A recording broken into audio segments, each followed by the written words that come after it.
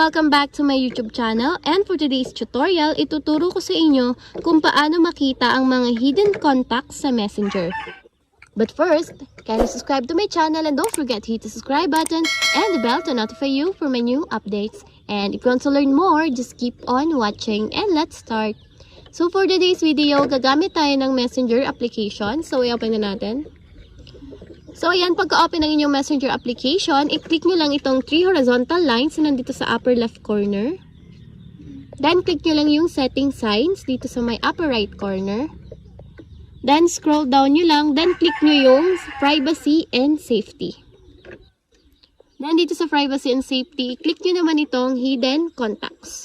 So ayan, dito lalabas yung mga contacts na hinide ninyo sa inyong Messenger. So, yun lang. Ganun lang kasimple kung paano makita ang mga hidden contacts sa Messenger. If you have a question, can you comment down below. And don't forget to hit the subscribe button and the bell to notify you for the new updates. And thank you for watching! Every day, late at night, not okay. All I want, and I pray.